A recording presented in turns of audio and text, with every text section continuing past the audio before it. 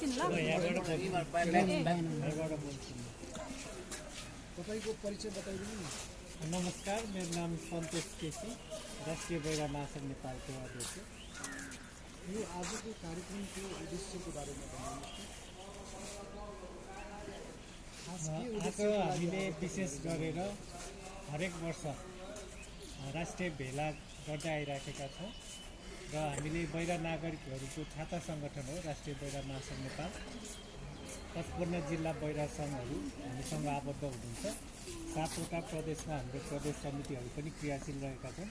त्यो सँगसँगै 12 बहिरा सङ्घ पनि त्यो भित्रको एउटा हो, हाम्रो सदस्य संस्था हो। र अघिल्लो वर्ष हामीले कपिलवस्तुमा गरेका थियौँ, राष्ट्रिय भेला आयोजना गऱ्यौँ र आगामी वर्ष पनि यो 2082मा यो 12 बहिरा सङ्घले आयोजना गरेको छ।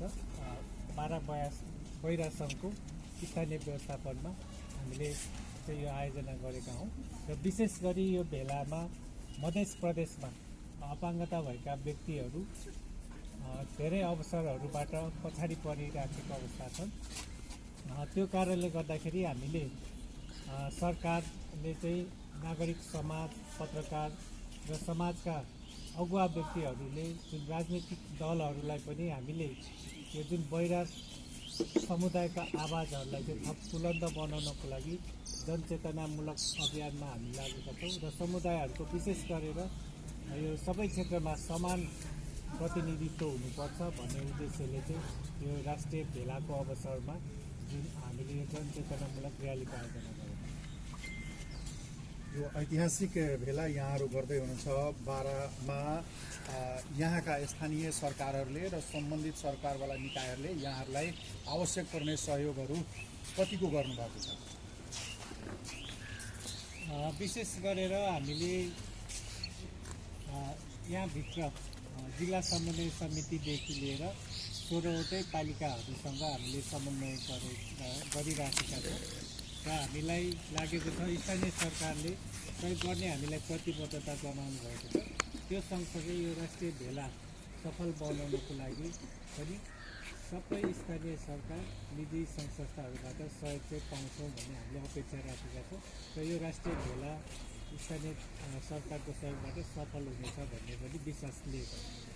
यो ऐतिहासिक भेलाबाट फागुन 21 गते सरकारले तोकेको प्रतिनिधि सभाको निर्वाचनमा बहिरा महासङ्घको तर्फबाट पनि तपाईँहरूको प्रतिनिधित्व हरेक दलले गर्नुपर्छ भन्ने किसिमको तपाईँहरूको माग हो कि होइन? पक्कै पनि यो त्योभन्दा अघिल्लो जुन राजनीतिक दलहरूले समानुपातिकको बन्द सूची पेश गर्दाखेरि अपाङ्गता भएका व्यक्तिहरूको सहभागिता छुटेको थियो। त्यो कारणले केन्द्रमा जुन हामीले सर्वोच्च अदालतमा अपाङ्गता भएका व्यक्तिहरूको सङ्घ संस्थाले हामीले उजुरी मुद्दा हाल्यौँ। त्यसबाट जुन सर्वोच्च अदालतले अपाङ्गता भएका व्यक्तिहरूलाई पनि समानुपातिकको सूचीमा समेट्नु भनेर आदेश दिएको अवस्था छ। त्यो कारणले अब राजनीतिक दलहरूले चाहिँ त्यो सर्वोच्च अदालतको आदेशलाई पालना गर्नेछ भन्ने हामीले चाहिँ आशा गरेका छौँ र हामीले संविधानले दिएको अधिकार चाहिँ सबै राजनीतिक दलहरूले चाहिँ त्यो पालना गर्नुपर्छ भन्ने म अनुरोध पनि गर्न चाहन्छु।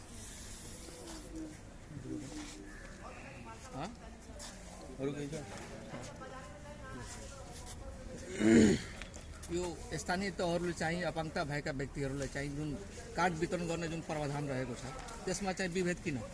स्थानीय तहहरूले चाहिँ तपाईँहरूले पनि त्यो छुट्याउने बेलामा त्यहाँ स्थानीय प्रतिनिधि राखेर त्यो गर्नुहुन्छ, त्यो चाहिँ अलिकति विभेद भएको कुरा जनमानसमा आएको छ। यसप्रति के प्रक्रिया के छ भइरहेको छ?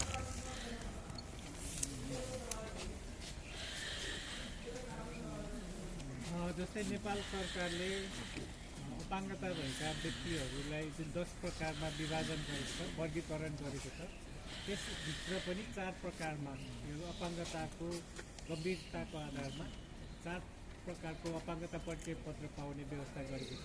त्यसमा गम्भीरताको आधारमा परिचय पत्र वितरण हुँदै आइराखेको छ। त्यो कारणले गर्दाखेरि उनीहरूको जुन प्रतिनिधित्वको कुराहरू छ, कर्मचारी साथीहरूमा पनि त्यो परिचय पत्र कस्तो व्यक्तिलाई कस्तो दिने भन्ने चाहिँ त्यो अलिकति के आधारमा दिने भन्ने विषयमा अलिकति प्रष्टता नआएको र त्यसमा त्यो तालिम र ज्ञानको अभाव भएको चाहिँ मैले देखिराखेको छु, त्यो समस्या देखेको छु। तर स्थानीय सरकार जनप्रतिनिधिहरूलाई चाहिँ प्रश्न म के अनुरोध गर्न चाहन्छु भने जुन कानुनले दिएको जुन धाराहरू छ जुन अधिकारहरू छ त्यसलाई चाहिँ त्यो विभेदकारी व्यवस्थाहरू हटाउनको लागि म अनुरोध गर्छु।